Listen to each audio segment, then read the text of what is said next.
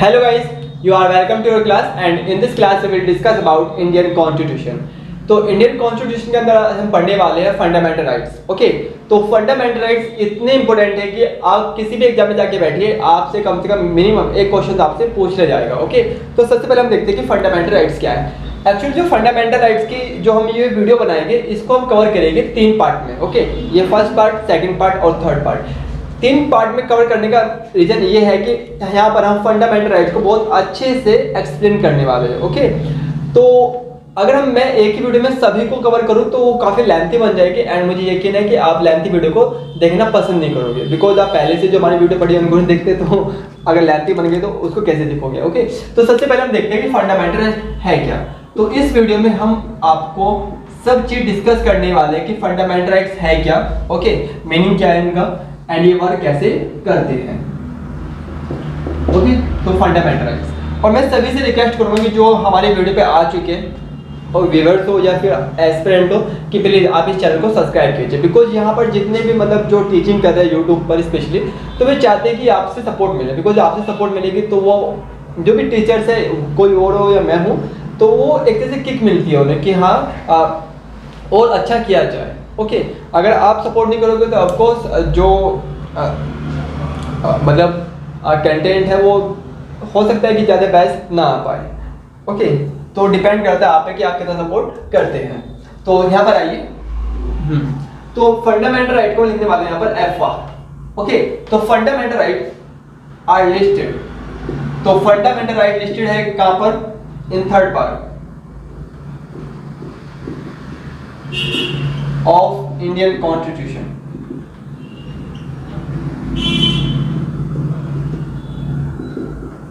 From Article 12 to 35. तो 12 to 35 तक जो आर्टिकल मतलब आपके लिस्टेड है उसे क्या बोलते हैं? फंडामेंटल राइट्स बोलते हैं. ओके, अब फंडामेंटल राइट्स को कहाँ से लिया हमने? ये हमारा इंस्पिरेशन है कहाँ से? यूएस कॉन्स्टिट्यूशन से. कहाँ से? यूएस कॉन्स्टिट्यूशन से. ओके, तो याद रखिएगा इसको हमने कहाँ से लिया? यूएस कॉन्स्टिट्यूशन से लिया. अब बात आती है यहाँ पर कि फंडामेंटल राइट्स का मतलब क्या है, मीनिंग क्या है और इसको लिया क्यों गया था, जरूरत क्या थी. Okay, actually fundamental rights way right है जो किसी भी इंसान को नेचुरली मिलने चाहिए या फिर मिलते हैं. ओके, तो उन्हें हम क्या बोलते हैं? फंडामेंटल राइट्स बोलते हैं. अब यहाँ पे फंडामेंटल राइट्स का मतलब है कि जो आइडिया है ओके पॉलिटिकल डेमोक्रेसी का, उसको प्रमोट करना. अब पॉलिटिकल डेमोक्रेसी का क्या मतलब है? किसी भी इंसान की अपनी डिग्निटी होती है. ओके, डिग्निटी हो, उसकी इंडिविजुअल फ्रीडम हो, तो ये सभी जो प्रोवाइड कराता है वो कौन कराता है? हमारे यहाँ पर फंडामेंटल राइट. ओके, तो फंडामेंटल राइट जो है वो आपका प्रमोट करता है किसको? पॉलिटिकल डेमोक्रेसी को. ओके, तो fundamental rights are meant for promoting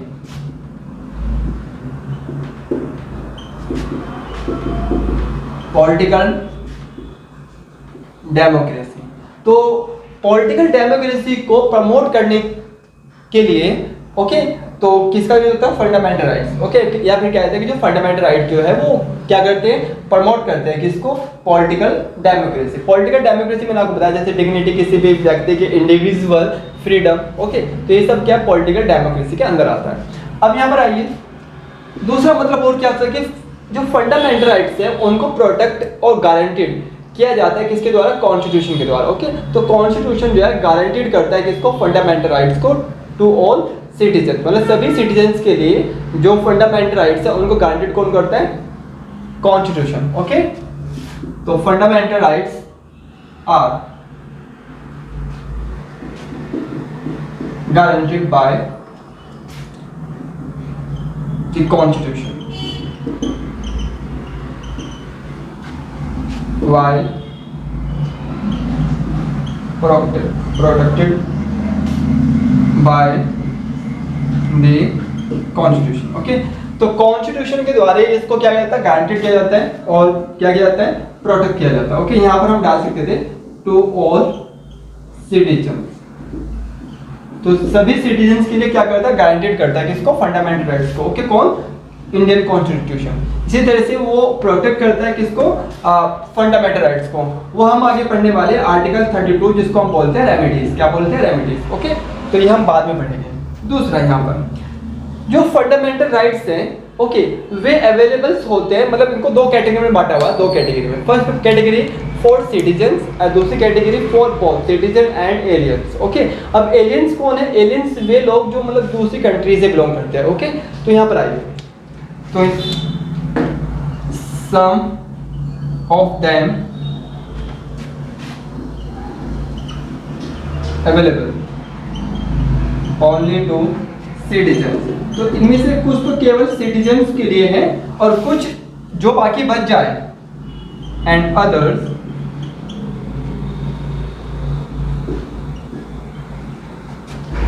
are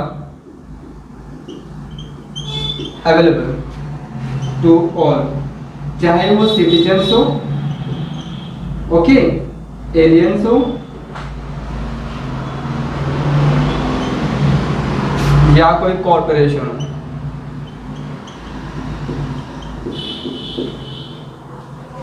okay, तो ये सभी क्या होती है आपकी, मतलब जो फंडामेंटल राइट्स है उनको कैटेगराइज किया गया है किसमें, सिटीजन्स और एलियंस या फिर सिटीजन्स दोनों के लिए। ओके, तो कुछ राइट तो केवल सिटीजन्स को अवेलेबल होते हैं, कुछ राइट ऐसे जो सिटीजन्स और एलियंस दोनों के लिए अवेलेबल है।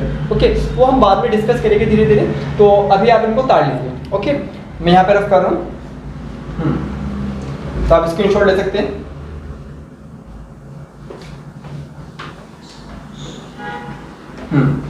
अब यहाँ पर आइए, जो फंडामेंटल राइट्स है जैसे कि हमें पता है कि उसको प्रोटेक्टेड कौन करता है, कॉन्स्टिट्यूशन। ओके, दैट्स मीन अगर कहीं भी फंडामेंटल राइट्स का वॉयलेशन होता है तो इन दिस केस कोई भी इंसान सीधा सीधा वो जा सकता है कहां पर, हाई कोर्ट। ओके, तो यहाँ पे देखिए,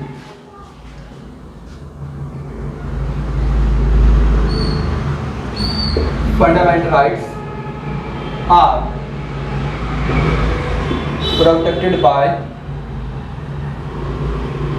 the Supreme Court।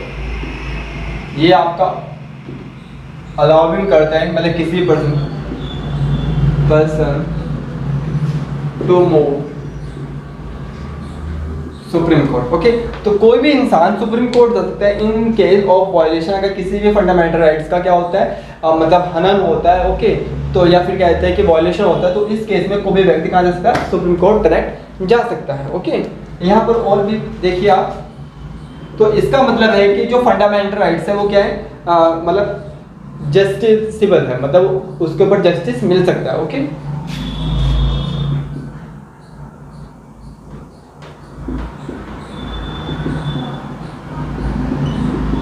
तो ये याद रखिएगा। अब यहाँ पर आइए, तो नेक्स्ट क्या है कि हमने देखा कि फंडामेंटल राइट्स के लिए ओके कोई भी इंसान कहाँ जाता है, सुप्रीम कोर्ट जा सकता है। और हाँ, याद रखिएगा सुप्रीम कोर्ट के पास पावर है कि वो किसी भी मतलब लॉ को बता सकता है कि वो इनकंसिस्टेंट है या नहीं है। ओके, तो उसके बाद में करते हैं। यहाँ पे देखिए, सबसे पहले fundamental rights can be suspended, तो इनको सस्पेंड किया जा सकता है during the emergency. Okay, national emergency,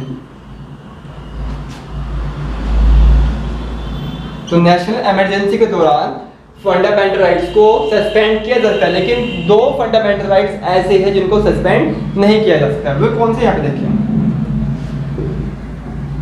accept 20 and 21। Okay, तो यहाँ पे थोड़ा और बढ़ा लीजिए, except which are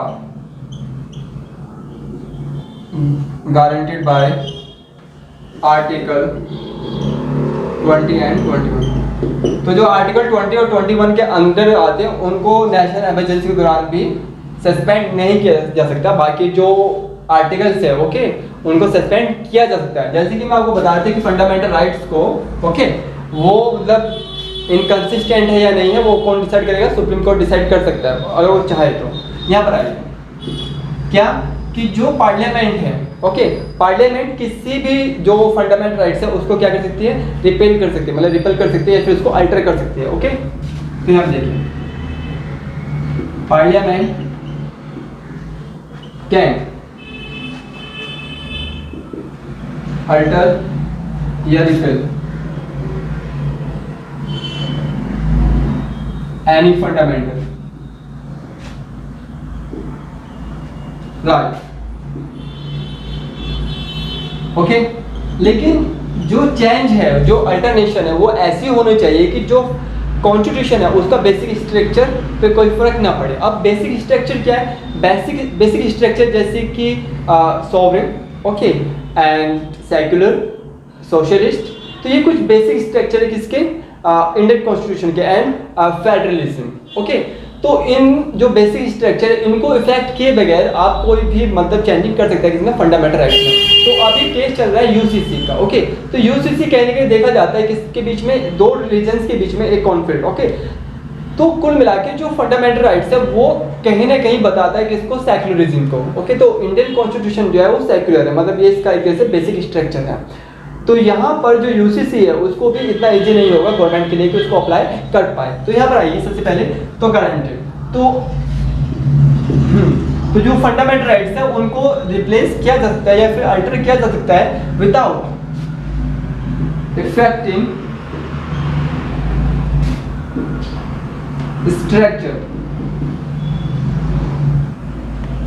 of constitution. तो कॉन्स्टिट्यूशन के स्ट्रक्चर को विदाउट इफेक्ट किए हुए आप कोई भी चेंजिंग कर सकते हैं। ओके, तो ये तो कुछ खासियत थी किसके बारे में, फंडामेंटल राइट्स के बारे में। ओके, अब हम देखने वाले हैं कि फंडामेंटल राइट्स को हम किस तरह से कैटेगराइज करने वाले हैं। तो सबसे पहले हम स्टार्ट करेंगे 12 से 13, ओके, देन हम स्टार्ट करेंगे 14 to 18। तो आज का हमारा जो कॉन्सेप्ट रहेगा केवल 18 तक रहेगा। कहाँ तक? 18 तक। एंड नेक्स्ट में हम आपको पढ़ेंगे ओके जो 19 से लेके 28 तक। ओके, तो ये आज हमारा कॉन्सेप्ट है कहाँ तक, 18 तक। तो सबसे पहले इसको रफ करते हैं। तो देखो मैं आपको क्लियर यहाँ बता देता हूँ कि अब मैं यहाँ पर पूरी तरह से लिख नहीं पाऊंगा। ओके, जो मेरे पास बोर्ड है वो नॉर्मल बोर्ड है, एंड मैं ऐसा भी नहीं करता कि पहले लिख लिया फिर आपको पढ़ा रहा हूँ, ऐसे भी नहीं है। तो यहाँ पर मैं क्या करूँगा कि केवल आपको आर्टिकल्स लिखूंगा एंड आर्टिकल्स के बारे में जो जरूरत है उसको लिख देंगे। ओके, बाकी की जो चीज़ें हैं वो आपकी स्क्रीन पर शेयर हो जाएगी ओके फोटो के रूप में। तो सबसे पहले हम देखते हैं आर्टिकल 12। तो आर्टिकल 12 है क्या? आर्टिकल 12 एक्चुअली आर्टिकल 12 जो है वो डिफाइन करता है किसको, स्टेट को। ओके, ध्यान रहे, तो ये डिफाइन किसको करता है, स्टेट। तो स्टेट क्या है? ओके, स्टेट का मतलब है कि पार्लियामेंट, लेजिस्लेचर, एंड पार्लियामेंट और लेजिस्लेचर से रिलेटेड जो भी इंस्टीट्यूट्स है वो क्या आपका स्टेट है। साथ ही साथ LIC ये भी क्या स्टेट्स है। ओके, RBI ये भी क्या स्टेट है। एंड वे सभी प्राइवेट इंस्टीट्यूशन जो कहीं ना कहीं कनेक्ट है किससे, स्टेट से। ओके, मतलब पार्लियामेंट या फिर लेजिस्लेचर से, तो वो उसको कैसे काउंट करते हैं, स्टेट में। ओके, तो कुल मिलाकर ध्यान रखिए जो आर्टिकल 12 है किसको डिफाइन करता है, स्टेट को। ओके, और जो आपके फंडामेंटल राइट्स है ओके वह गारंटीड होते हैं अगेंस्ट स्टेट। अगर स्टेट किसी भी फंडामेंटल राइट्स को क्या करता है, वॉयलेशन करता है या फिर उसको सस्पेंड करता है और किसी भी पर्सन के लिए फिर किसी कम्युनिटी के लिए, तो आप उसके खिलाफ कहाँ जा सकते हैं, सुप्रीम कोर्ट। ओके, ये हमने आपको बताया था। तो कुल मिला के आपको पता होना चाहिए कि स्टेट क्या होता है। ओके, एंड होप आपको स्टेट पता लग गया होगा कि स्टेट होता क्या है। अब बात आती है आर्टिकल 13। अब आर्टिकल 13 क्या है? आर्टिकल 13 बताता है इनकंसिस्टेंट, ओके, लो इनकंसिस्टेंट, ध्यान रखिएगा।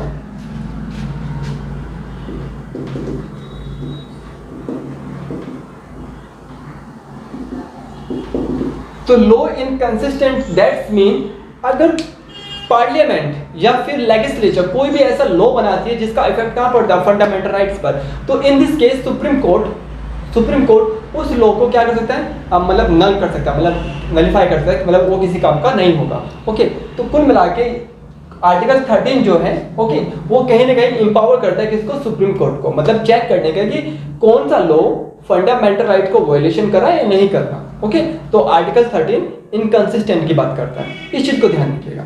अब बात वैसे आर्टिकल 12 और 13 इतना इंपॉर्टेंट है नहीं आपका। ओके, अब हम बात करते हैं आर्टिकल 14 से 18 तक जो आपके लिए काफी इंपॉर्टेंट है। तो सबसे पहले इसको रफ करते हैं एंड मैं दोबारा से रिक्वेस्ट करूंगा कि प्लीज अगर आप इस चैनल पे नए हो तो आप इसको सब्सक्राइब कर लीजिए एंड अपने फ्रेंड के साथ इसको शेयर भी कर सकते हैं। ओके, तो 14 ध्यान रखिए, ये आर्टिकल 14 और 218 जो है वो इक्वालिटी की बात करता है। किसके? इक्वालिटी। तो आर्टिकल 14 में लिखा है इक्वालिटी बिफोर लॉ। तो यहाँ पे दो टर्म्स हैं। ओके, पहला equality before law and equal protection of law. Okay, तो जो फर्स्ट टर्म है आप ऊपर देख रहे हैं, ये लिया गया था यूके से एंड ये लिया गया है यूएस से। ओके, तो ये यूएस कॉन्स्टिट्यूशन से और ये आपका यूके कॉन्स्टिट्यूशन से। तो यहाँ पर देखिए इक्वालिटी बिफोर लॉ, कि लॉ के लिए सभी लोग क्या समान है, चाहे वो आदमी गरीब हो, पोर हो, रिच हो या फिर कोई भी हो, उसके लिए लॉ क्या है? समान है। और इक्वल प्रोटेक्शन मतलब जो लॉ है सभी को क्या करेगा? इक्वल प्रोटेक्ट करेगा। ओके, तो ये दो टर्म है किसकी? आर्टिकल 14। ओके, तो यहाँ से मिलके बनता है equality before law and equal protection of law. तो ये आर्टिकल 14 बोलता है। लेकिन आर्टिकल 14 की, क्योंकि हर एक आर्टिकल की देखो कोई भी चीज परफेक्ट नहीं हो सकती, इसी तरह से ये भी परफेक्ट नहीं है, तो इसकी भी कुछ ना कुछ कमियां हैं, मतलब एक्सेप्शन है। ओके, तो क्या है यहाँ पे देखिए आर्टिकल 361 मतलब 361A। ओके, जो डिफाइन करता है कि जो प्रेसिडेंट है एंड गवर्नर है, ओके, उनके अगेंस्ट कोई भी प्रोसीडिंग ओके लीगली वो आपका कंडक्ट नहीं की जा सकती जब तक वे क्या है? प्रेसिडेंट या फिर गवर्नर है। ओके, इसी तरह से आर्टिकल 361A वो बताता है कि अगर कोई भी पब्लिकेशन मतलब कोई भी प्रेस ओके अगर कोई भी पब्लिकेशन करती है अगेंस्ट किसी की भी, लेकिन वो सच होनी चाहिए, तो उसके खिलाफ भी आप उन पर कोई भी प्रोसीडिंग नहीं कर सकते। तो ये किसको बताता है? आर्टिकल 361A को बताता है। कुल मिला के मतलब स्पेशल स्टेटस है किसके पास? प्रेस ओके एंड प्रेसिडेंट और गवर्नर। इसी तरह से आर्टिकल 105 ध्यान रखिएगा, आर्टिकल 105। तो आर्टिकल 105 बताता है कि पार्लियामेंट के अंदर कोई भी एमपी मतलब कोई भी मेंबर ओके जब वहाँ पे भाषण होते हैं ओके जब वहाँ पे मतलब किसी चीज़ पर चर्चा होती है ओके डिस्कशन होता है, तो कोई भी अगर कोई एमपी किसी भी चीज़ को लेकर मतलब वो गलत बोल रहा है सही बोल रहा है तो उसके खिलाफ भी कोई प्रोसीडिंग किसी भी कोर्ट या सुप्रीम कोर्ट या हाई कोर्ट में नहीं चल सकती। ओके, तो कुल मिला के वहाँ पे प्रोटेक्ट होते हैं कौन? एमपी। तो एमपी जो है पार्लियामेंट के अंदर कुछ ही बोल सकते हैं, उनके खिलाफ कोई केस किसी भी कोर्ट में चल नहीं सकता। ओके, तो इसी तरह से एक आर्टिकल होता है 196 ओके जो बताता है स्टेट लेजिस्लेचर से। स्टेट लेजिस्लेचर के अंदर जो भी एमएलए या एमएलसी है ओके तो एमएलए और एमएलसी जो है वो स्टेट लेजिस्लेचर के अंदर कुछ भी मतलब अपने भाषण के दौरान या डिस्कशन के दौरान कुछ ही बोल सकते हैं, तो उनके ऊपर भी कोई केस किसी भी कोर्ट में नहीं चल सकता। तो कुल मिला के ये प्रोटेक्शन है किसके लिए? President, governor, press, MP and MLA और एमएलसी ओके एमएलसी। ये ध्यान रखिएगा, आर्टिकल 361, आर्टिकल 105, आर्टिकल 196। तो ये सब आपको जो आपकी स्क्रीन है उस पर आपको दिखे हुए मिल जाएगा। ओके, तो ये था आर्टिकल 14। अब हम बात करने वाले हैं आर्टिकल 15। ओके, अब आर्टिकल 15 को मैं यहाँ पे लिखता हूँ। तो आर्टिकल 15, तो आर्टिकल 15 क्या है? आर्टिकल 15 जो है वो प्रोहिबिशन करता है ऑफ डिस्क्रिमिनेशन, मतलब आप किसी के साथ भी डिस्क्रिमिनेशन नहीं कर सकते। ओके, तो यहाँ पे आइए, ये मार्कर थोड़ा कम चल रहा है तो उसको रखते हैं प्रोटेक्शन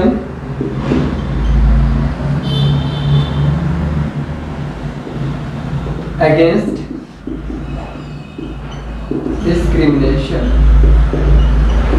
अब डिस्क्रिमिनेशन का मतलब है भेदभाव, तो आप किसी के भी खिलाफ भेदभाव नहीं कर सकते। ये कौन करता है? ये प्रोटेक्ट करता है, मतलब ओके प्रोटेक्शन अगेंस्ट डिस्क्रिमिनेशन। तो अब डिस्क्रिमिनेशन क्या हो सकता है? तो यहाँ पर एक कुछ वर्ड लिखे हुए जैसे कि ऑन ग्राउंड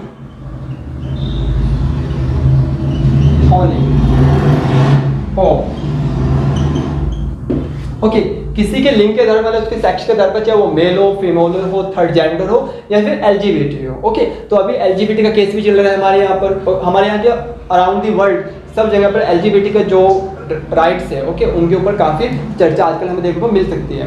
तो कुल मिला के जो आर्टिकल 15 है वो बताता है कि आप किसी के भी खिलाफ कोई भी डिस्क्रिमिनेशन नहीं कर सकते, वो चाहे किसी भी सेक्स का हो, चाहे वो मेल हो, फीमेल हो, थर्ड जेंडर हो, या फिर LGBT में से किसी भी कम्युनिटी का हो। ओके, तो उनको प्रोटेक्शन यहाँ से है। दूसरा, उनके बर्थ प्लेस से, कि उनका बर्थ प्लेस कुछ भी हो, कहीं से भी आते हो, आप उसके अगेंस्ट मतलब कुछ भी मतलब डिस्क्रिमिनेशन नहीं कर सकते। ओके, या किसी के रिलीजन कि कोई किस धर्म से आता है उससे भी आप कोई डिस्क्रिमिनेशन नहीं कर सकते। ओके, मतलब स्टेट के लिए सभी रिलीजन क्या समान है। इसी तरह से कास्ट, ओके, आप किसी की भी कास्ट के आधार पर किसी से डिस्क्रिमिनेशन नहीं कर सकते। तो जो प्रोटेक्शन है अगेंस्ट डिस्क्रिमिनेशन वो कहाँ से मिलती है? आर्टिकल 15 से मिलती है। लेकिन जैसे कि आपको पता है कि हर एक आर्टिकल का कुछ ना कुछ कमियां है, मतलब उसके एक्सेप्शंस है, तो यहाँ भी इसके एक्सेप्शंस है। लाइक जैसे कि आपको पता है कि बहुत सारी जगहों पर आजकल बात भी चलती है कि जो फीमेल्स है, मतलब जो वुमेन्स है, उनको 30% का रिजर्वेशन मिलना चाहिए इन MP, मतलब जो पार्लियामेंट इलेक्शन होते हैं उनमें, जो लेजिस्लेचर इलेक्शन होते हैं उनमें, इवन जो आपके लोकल ओके जो पंचायत और म्यूनसिपालिटी के इलेक्शन है उनमें तो उनका रिजर्वेशन है। ओके, तो कुल मिला के जो 30% रिजर्वेशन की बात की जाती है on base of on sex, तो कुल मिला के वो किसका एक्सेप्शन है? आर्टिकल 15 का। ओके, इसी तरह से जो स्टेट है वो बहुत सारी कम्युनिटी जो बैकवर्ड कम्युनिटीज है उनको रिजर्वेशन देता है। क्या देता है? रिजर्वेशन। तो ये भी क्या हुआ? डिस्क्रिमिनेशन हो गया, लेकिन वो जरूरी है, वो नीड है उन लोगों की। ओके, तो कुल मिला के ये कुछ एक्सेप्शन है किसके? आर्टिकल 15 के। ओके, एंड होप आपको समझ में आया होगा। अब यहाँ पर हम कुछ डिस्कस कर लेते हैं। जब हमने आर्टिकल 15 बात करें और हम बात करें यहाँ पर बैकवर्ड क्लास की, तो मैं आपको बैकवर्ड क्लास के बारे में कुछ बताता हूँ। ओके, तो सबसे पहले यहाँ पे रफ कर लेते हैं इसको। तो जैसे कि बैकवर्ड क्लास के बेस पर हमारे यहाँ पर दो रिजर्वेशन कैटेगराइज है, एक तो OBC एंड एक आपका AWS। तो सबसे पहले बात करते हैं AWS, जिसका मतलब है इकोनॉमिकल वीकर सेक्शन। ओके, जो आपका 103 अमेंडमेंट के अकॉर्डिंग ओके प्रोवाइड कराया गया था रिजर्वेशन 2019 में। ओके, बस इसमें इतना याद रखिएगा। और जो ये रिजर्वेशन है ये कंप्लीटली रिजर्वेशन नहीं है, केवल ये एम्प्लॉयमेंट और जो इंस्टीट्यूट है, मतलब आपके एजुकेशन इंस्टीट्यूट, ओके, उनमें उनके लिए रिजर्वेशन है AWS। ओके, जो आपके लेजिस्लेचर या MLA या MP के जो इलेक्शन होते हैं उनमें AWS अवेलेबल नहीं है। अब बात करते हैं OBC। अब OBC का जो रिजर्वेशन है वो इतनी सिंपल से नहीं मिला किसी को भी। ओके, हमारे जो कॉन्स्टिट्यूशन है उसमें मतलब मेंशन था SC और ST। ओके, और साथ ही साथ जो स्टेट था उसको एम्पावर किया गया था। अगर आपको लगता है कि कोई कम्युनिटी आपकी क्या है, कमजोर है, ओके, वीकर है, तो आप उनको रिजर्वेशन दे सकते हैं। तो इसी के लिए 1956 में ओके जवाहरलाल नेहरू ने कमेटी बनाई अंडर काका कालेकर। ओके, काका कालेकर। तो काका कालेलकर के अंडर में क्या बने? एक कमेटी बनाई। ओके, जिसको इसी के नाम से मतलब इन्हीं के नाम से जाना जाता है। अब इन मतलब जो कमेटी है उन्होंने रिपोर्ट किसको दी? जवाहरलाल नेहरू गवर्नमेंट को। ओके, लेकिन इस कमेटी पे कोई बात नहीं हो पाई। फिर बाद में मोरारजी देसाई की जो गवर्नमेंट आई, मतलब जो गठबंधन की गवर्नमेंट आई थी, ओके, तो उस दौरान BP मंडल नाम से एक MP थे। ओके, एंड वे मुख्यमंत्री भी रही बिहार गवर्नमेंट में। ओके, तो उनके अंडर में एक कमेटी को गठित किया गया, उसको नाम दिया मंडल कमीशन। मंडल कमीशन। तो मंडल कमीशन ने अभी रिपोर्ट दी ओके गवर्नमेंट को, लेकिन उस टाइम पे उस रिपोर्ट को दबा दिया गया। ओके, एंड मंडल कमीशन की रिपोर्ट अगर आप पढ़ते हैं तो आप बहुत ही मतलब चौंक जाओगे। क्या कि मंडल कमीशन ने बोला था कि जो OBC कम्युनिटीज है वो आपका 3700 से प्लस है। मुझे एग्जैक्ट फिगर याद नहीं है अभी। ओके, वो अराउंड 3700 कुछ है, मतलब 50 से कम है, लेकिन एग्जैक्ट फिगर नहीं है, तो मैंने लिख दिया 3700 प्लस। जो कम्युनिटीज थी उनको क्लासीफाई किया गया किसमें? OBC में।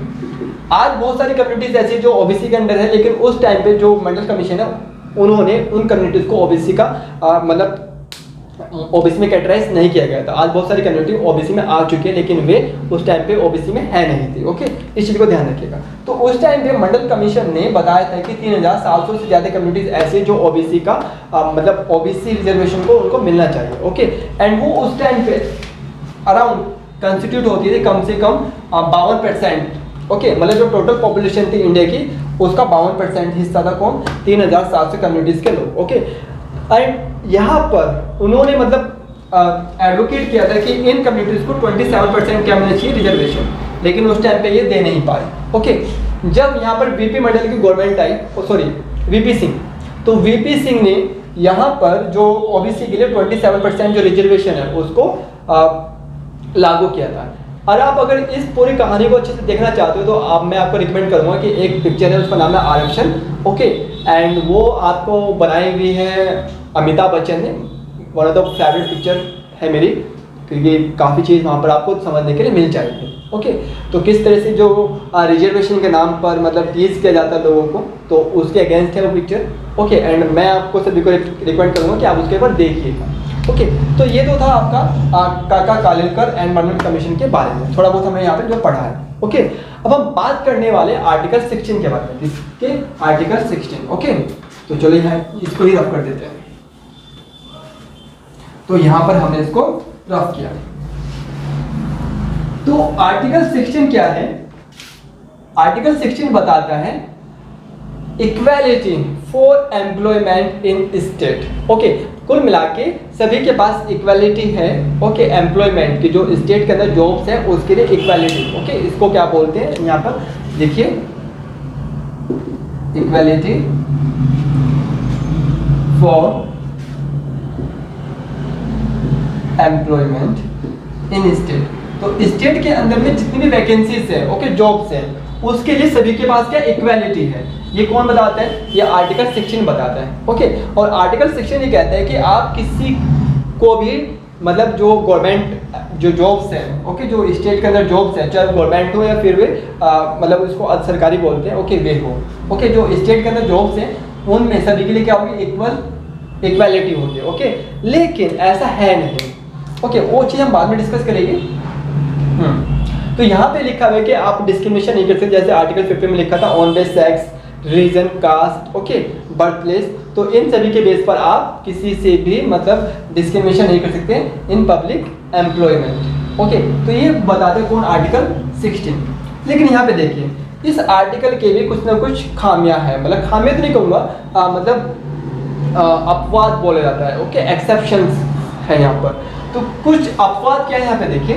पहला जो आर्टिकल 16 है वो क्या बताता है, equal opportunities in public employment in state. Okay, तो यहाँ मैं लिखना भूल चुका हूँ, ये इक्वालिटी फॉर, चलो बात तो एक ही है, लेकिन है इक्वल अपॉर्चुनिटी। चलो इसको लिखता हूँ, ठीक है। तो याद रखिएगा ये किसके लिए, इक्वल अपॉर्चुनिटी, किसमें, पब्लिक एम्प्लॉयमेंट जो स्टेट के अंडर में है।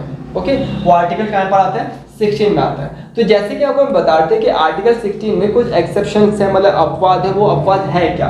पहला अपवाद तो ये है कि जो इक्वालिटी है, ओके, पब्लिक एम्प्लॉयमेंट में, तो कुछ स्टेट ऐसे हैं जो दूसरे स्टेट से, जैसे कि आपने कभी देखा होगा कि सपोज कीजिए आप यूपी से हैं, ओके, एंड आपको किसी अदर स्टेट का फॉर्म भरना है, तो वहाँ पर आपको क्या मिलेगा कि अदर स्टेट के जो बच्चे हैं उनकी फीस ज़्यादा होगी, और साथ ही साथ उनको जो रिजर्वेशन है उसमें भी मतलब कुल मिला के उनको प्रेफरेंस बाद में दिया जाएगा। ओके, तो ये आपने नॉर्मली देखा होगा। तो ये क्या आपका डिस्क्रिमिनेशन, अगर आप एक स्टेट से दूसरे स्टेट में जाते हैं, ओके, तो कुल मिला के जो स्टेट है उनके पास इतनी पावर है, मतलब वो एम्पावर्ड है कि वो अपने जो स्टेट है, स्टेट की पॉपुलेशन के लिए, मतलब जो स्टेट के जो बैकवर्ड क्लास है उनके लिए मतलब रूल बना सकती है। ओके, मतलब उनको स्पेशली रिजर्वेशन दे सकती है। आप इसको ध्यान रखिएगा। ओके, एंड ये केस हमें देखने को मिल सकता है जैसे कि आंध्र प्रदेश, तेलंगाना, मध्य प्रदेश, एंड अभी हरियाणा में पीछे केस चला था कि 75% जो जॉब्स है वो रिजर्व होगी किसके लिए, हरियाणा के लोगों के लिए, एंड जो 25% है वो बाहर से आ सकते हैं। ये आपने पिछली जो 2020 या 21 या 22 में ये न्यूज़ हमने बहुत अच्छे से पढ़ी है। ओके, पढ़ी नहीं तो आप पढ़ सकते हैं कि हरियाणा गवर्नमेंट भी इस तरह का मतलब अमेंडमेंट करना चाहती थी, लेकिन वो कर नहीं पाई।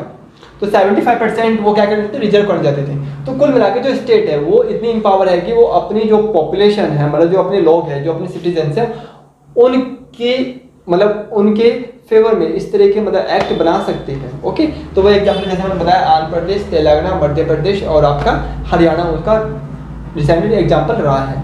तो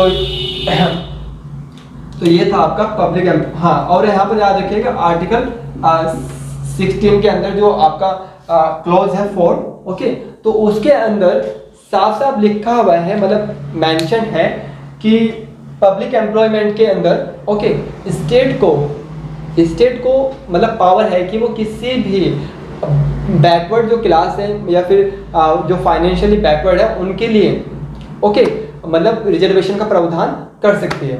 तो कुल मिला के जो ओबीसी एंड ईडब्ल्यूएस का जो रिजर्वेशन है वो कहीं ना कहीं आर्टिकल 16(4) के अंदर में मतलब mention, okay.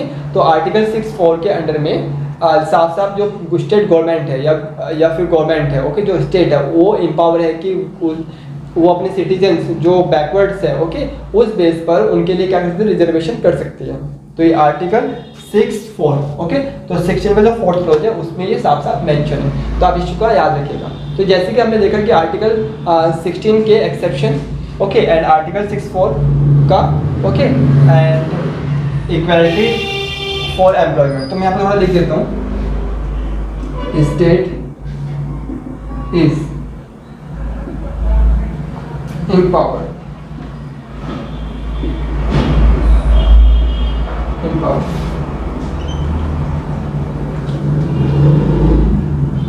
to make law for reservation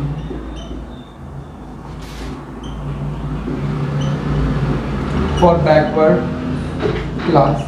तो बैकवर्ड क्लास के लिए रिजर्वेशन करने के लिए स्टेट क्या है, एम्पावर्ड है, आर्टिकल 6(4) के अकॉर्डिंग, ओके। तो इस चीज को आप याद रखिएगा। अब हम बात करने वाले हैं आर्टिकल 17। आर्टिकल 17 क्या है, वो अनटचेबिलिटी।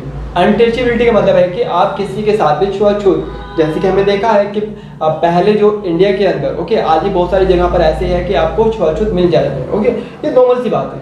तो ये डिस्क्रिमिनेशन भी है, तो आप किसी के साथ भी अनटचेबिलिटी नहीं कर सकते। तो कुल मिला के आर्टिकल 17 जो है वो प्रोहिबिशन करता है किसको, अनटचेबिलिटी को। लेकिन ध्यान रहे कि अनटचेबिलिटी जो है कॉन्स्टिट्यूशन या किसी भी एक्ट में या किसी भी लॉ में मेंशन नहीं है, मतलब कुल मिला के अनटचेबिलिटी को डिफाइन नहीं किया गया। अगर हम सुप्रीम कोर्ट की बात करें, हाई कोर्ट की बात करें, तो हाई कोर्ट और सुप्रीम कोर्ट का मानना है कि जो अनटचेबिलिटी है वो एक ग्रामेटिक टर्म है और जिसको हम इजीली समझ सकते हैं, ओके। तो आर्टिकल 17 जो है वो अनटचेबिलिटी को बताता है, एंड आर्टिकल 18 जो है वो आपको बताता है अबोलिश, ओके, या अबोलिशन ऑफ टाइटल। मतलब कोई भी इंसान, जैसे कि महाराजा, महाधिराजा, जैसे कि वो पहले हमने पढ़ा है एशियंट के अंदर जो राजा होते थे वे उपाधि रखते थे, तो इस तरह की उपाधियां कोई नहीं रख सकता, ओके। तो कुल मिला के इस तरह की उपाधियां उनको अबोलिश करना, मतलब उनको हटा देना। और इसके अंदर ये भी मेंशन है, अगर कोई भी व्यक्ति, सपोज करो कोई इंडिया का व्यक्ति है और उसको फॉरेनर से, मतलब बाहर से कोई अवार्ड दिया जाता है, मतलब उसको कोई उपाधि दी जाती है, ओके, तो वो उपाधि नहीं ले सकता जब तक कि जो गवर्नमेंट है, जो स्टेट है, वो उसको अलाउ ना करे, ओके। तो ये चीज़ आपको ध्यान रखनी है। तो आर्टिकल 17 एंड आर्टिकल 18 में यही लिखा हुआ है। तो एंड होप आपके लिए वीडियो मतलब काफ़ी हेल्पफुल रहेगी, और मैं आपसे भी रिक्वेस्ट करूँगा प्लीज़ अगर आप इस चैनल पे हो और आप लास्ट तक बने हुए तो प्लीज़ आप इस चीज़ को मतलब जो चैनल है उसको सब्सक्राइब कीजिए, ओके। तो मिलते हैं आपसे नेक्स्ट वीडियो में, एंड नेक्स्ट वीडियो में पढ़ने वाले हैं आर्टिकल 19 से लेके आर्टिकल 28 तक, ओके। तो इसी के साथ have a good day and good bye.